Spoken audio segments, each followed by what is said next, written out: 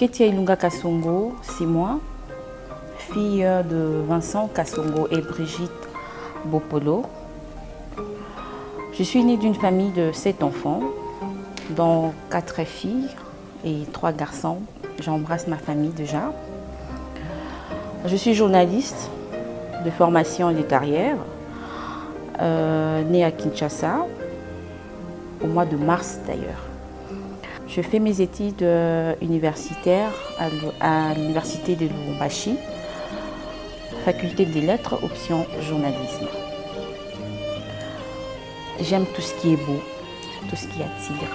J'aime la presse, j'aime ce que je fais. Je suis communicatrice au web.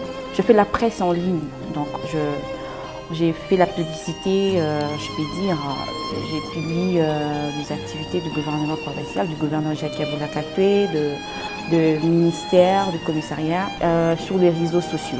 Je dirais qu'il n'est pas facile, et pour l'homme et pour la femme. Je reste chez la femme parce que c'est d'elle qu'on parle. Ce n'est pas facile pour la femme aussi, parce que ça nous demande aussi beaucoup. Ça nous demande de la souplesse, ça nous demande de la force. C'est vrai, nous avons la force. La femme, c'est une force déjà. On donne ce qu'on a. Dans les cabinets politiques, il y a des moments de turbulence, je peux dire ça ainsi, où on demande que la personne soit très regardante, la femme soit à la hauteur de ce qu'on demande. Et tant que femme, on donne ce que nous pouvons donner et on est là, et on travaille, on fait avec.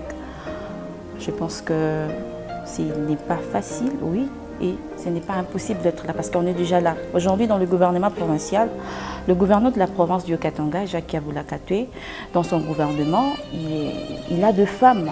Aujourd'hui, nous comptons 5, si je ne me trompe pas, de femmes qui ont des postes de responsabilité. La femme, elle est là, elle donne ce qu'elle a, elle fait partie de l'évolution de la province du Katanga. Elle fait partie de la force même de cette province. Donc, je pense que ce n'est pas quelque chose d'impossible de travailler dans un cabinet. Même dans nos cabinets, dans différents cabinets politiques, nous avons des femmes qui sont là. La preuve en est que moi, je suis dans un cabinet politique, je suis en train de travailler, je donne ce que j'ai, je donne mon intelligence, je propose ce que l'autorité peut faire et il apprécie, on avance. Donc, ce n'est pas vraiment impossible de travailler dans un cabinet politique. Je vais demander à cette femme-là de faire confiance en elle.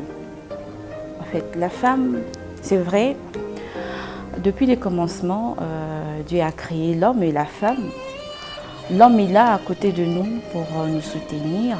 C'est une complémentarité, je dirais. Une complémentarité parce que la femme donne, l'homme également aussi donne. Donc nous sommes là pour un but, je dirais. J'apporte ce que j'ai. L'homme également apporte. Nous ne sommes plus comme la fois dernière où la femme était là seulement pour faire des enfants, la femme était là seulement pour la cuisine et tout ça là. Non, aujourd'hui la femme, elle a quelque chose à donner. Elle travaille, elle épaule son homme. Il y a des hommes qui seront d'accord avec moi parce qu'aujourd'hui, il y a certains hommes qui aiment avoir une femme qui travaille, une femme qui apporte un plus, une femme qui participe au développement de sa maison, au développement de la société, au développement de tout. Alors je dirais que cette femme-là, elle doit s'assumer, elle doit être forte, elle ne doit pas baisser le bras si facilement. Donc la femme, elle est là, elle est à côté de l'homme, l'homme également est à côté de la femme. La femme donne ce qu'elle peut donner avec le soutien de son homme et entre-temps, la femme également soutient l'homme aussi d'avancer. Donc dire qu'elle ne peut pas faire ceci, elle doit rester là en n'étant rien faire, moi je ne suis pas d'accord. Donc on est là, on donne ce qu'on peut donner avec le soutien des hommes que je salue d'ailleurs. Ils seront toujours là à côté de nous et ils vont nous soutenir. Je pense qu'ils nous soutiennent déjà et un coup de chapeau pour eux.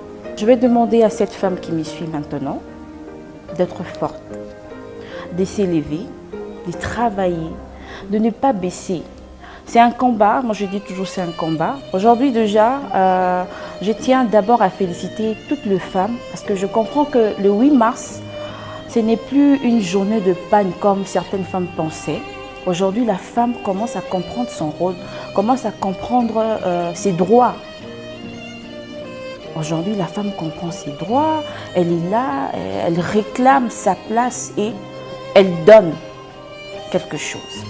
Alors je vais dire à cette femme de s'élever toujours, de rester debout, de travailler, de donner tout ce qu'elle peut donner, d'être forte, d'avoir confiance en elle parce que tout le monde nous regarde. Et quand on vous donne la place, on vous donne un jour comme ça de célébrer ou bien de rester en train de commémorer votre journée, n'oubliez pas qu'il y a des gens qui nous observent, ils nous regardent, écoutez, on les laisse partir, on verra ce qu'elles vont faire. Alors cette femme doit se réveiller, doit frapper fort, doit combattre main dans la main. Je pense que nous allons bien cheminer notre combat.